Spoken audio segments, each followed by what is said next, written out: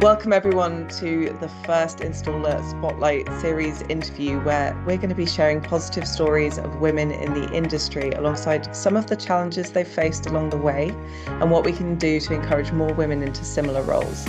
I'm Jess Shanahan and I'm pleased to welcome our first guest, Angela Rushforth.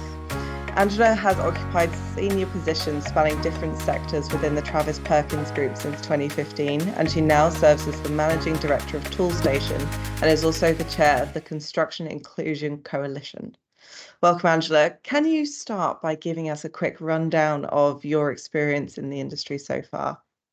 Yeah, so I came into the industry, I suppose, by chance, which I think a lot of people come into the industry by chance. I was a marketeer. I'm a marketeer by background, and saw a role many years ago for a role at Screwfix when it was a very small business. Joined Screwfix, was marketing director at Screwfix, and then from there saw, I suppose, how I really enjoyed the trade, working with the trade and understanding the product set, and then moved from there to Wolsey as marketing director. After that, my first role as managing director was with Ridgeons, which was an independent builders merchant, which was a great experience, being part of the community as an independent builders merchant, and then joined Travis Perkins in 2015, as you said, and I've had a great experience at Travis. Joined as own brand director, going back to my sorts of marketing roots, then ran Benchmarks, their kitchens business for a period, supported and led a systems change within the business, and then moved into BSS, was with BSS for 4 years, and now Toolstation. So quite a varied background and career, from BSS, which is very much commercial, industrial, main contractor-led business, to Toolstation, which is obviously small, and very much in the retail sector. So right the way across the board. Wonderful. So obviously with so much kind of variety that you've had so far, are you able to pick out maybe some highlights from your career? Yeah, so I suppose quite a few highlights. I would, going back right to the beginning, say from a Screwfix perspective, it was a business that was in, really strong growth. So it's a business that I started when it was about 20 million and left when it was about 250 million. It's obviously a lot bigger than that now, and was part of the team that established trade counters. So did the trade counter proposition, which has been particularly successful, and I'm seeing the benefits of that now within Toolstation, which has a very similar model. So establishing that trade counter model initially, so that was fantastic. I think if I look back at Ridgeons, a great business, as I said, it was a real part of the community, which was really interesting. And one of the things I did at Ridgeons was set up a Ridgeons degree. So we worked with Anglia Ruskin University and established a degree. And I'm, I suppose, really proud that a lot of people who undertook that degree over 2 or 3 years have gone on to be really successful within the industry. So again, a great achievement. And then more recently, I think from a TP perspective, being able to establish the women's network, and from there, that really growing into a DE&I agenda at TP, and then establishing the Construction Inclusion Coalition. So a number of different activities, I suppose, over a number of years. That's fantastic. And I speak to a lot of women who are working their way kind of through the trade or as within, whether it's construction, heating, plumbing, whatever it might be, and I find that they have a lot of kind of differing experiences, but I wondered what it's been like for you climbing the ladder as a woman in the industry. I think it's quite challenging because you're invariably the only woman in the room, and therefore don't have that engagement, or it's hard to find your tribe, if you like. Yeah. Because you are the only woman in the room.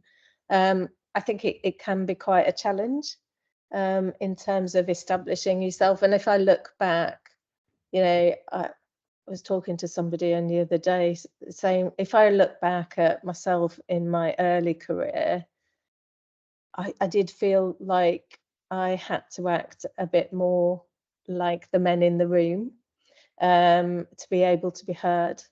And I think later on, finding my own voice was really important.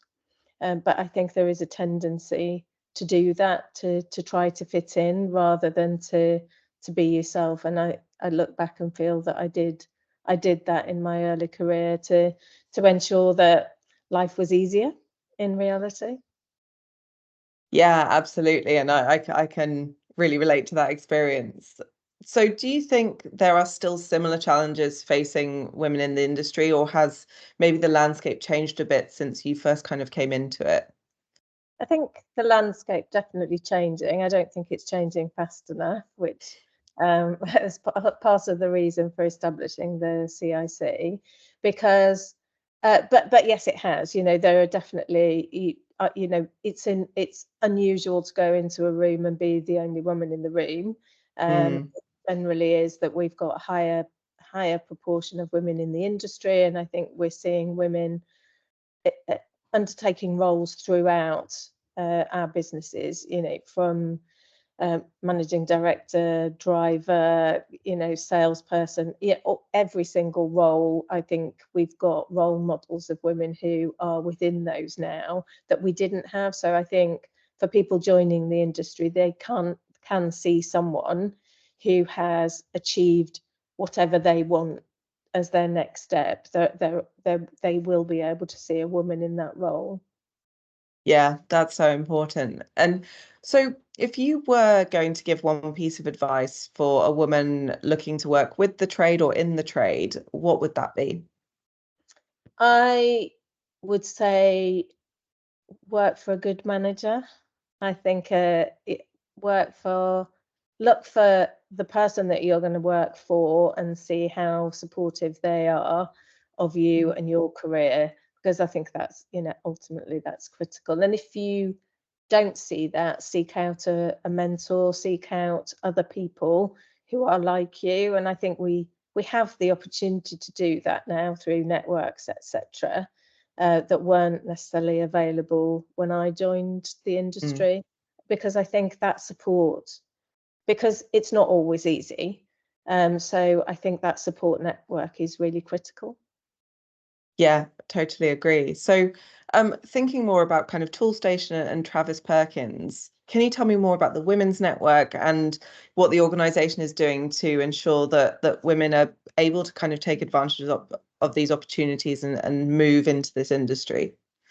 So we established the Women's Network in around about 2019, and it was our first major step into sort of DE&I, and we've now established a number of different networks. So we have a Pride network, we have an Ability network, etc. So we have a number of different networks. But I think what the Women's Network did was allow women to have that voice, and we've made some really great strides through that network. So established a really great family friendly policy that didn't exist previously. We have a menopause policy, we have menopause cafes, etc. So a really strong network that is making a difference and has made a difference within the business. And I think, from an overall business perspective, as I say, we have the DE&I networks, we have quite a strong DE&I agenda. And I think one of the things that we've done quite successfully is partly tie up in terms of recruiting in the industry with our apprenticeship offering, because we've found that actually recruiting on an apprenticeship, we bring more diversity into the business, and also retain a diverse colleagues for longer through that Mm. apprenticeship network as well. So and we've invested quite significantly in doing that. So I mean, there's quite a lot going on from a TP perspective, and TP and myself as the founding members of the Construction Inclusion Coalition, which was really created, partly because we did some work in the women's network, where actually what I kept hearing was, it's the industry. And it was one of those things that it's a realization that, is it the industry? Well, if it is the industry, let's change the industry, rather than sitting and doing some great work within our own organisations. How do we reach out and engage with other organisations to really look at how do we change the industry? So that was how and why we established the Construction Inclusion Coalition. So as a strategic member of that, we're starting to move the agenda forward, I think.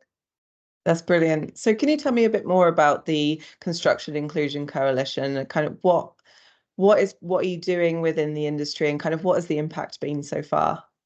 So after a year of preparation, we launched it last September, and there were 12 strategic partners that were engaged initially to launch the Construction Inclusion Coalition. And that includes the Construction Leadership Council has been a partner, BMF and an NBS, so larger organisations with a number of organisations within them has been strategic partners. So we launched, and what we have is a pledge. So we're making significant pledge in different areas as a group and as individual businesses to move the ED&I agenda forward.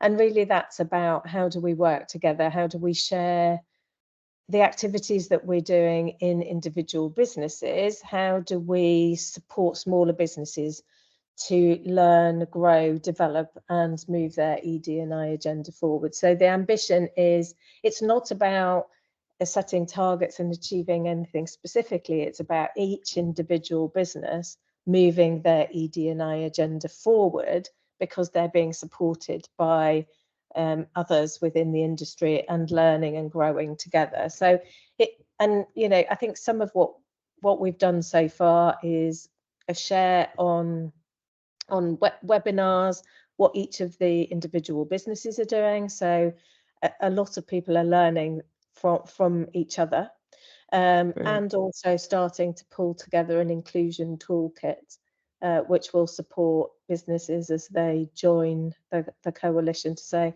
here are some things that you can be doing within the inclusion space to move your business forward.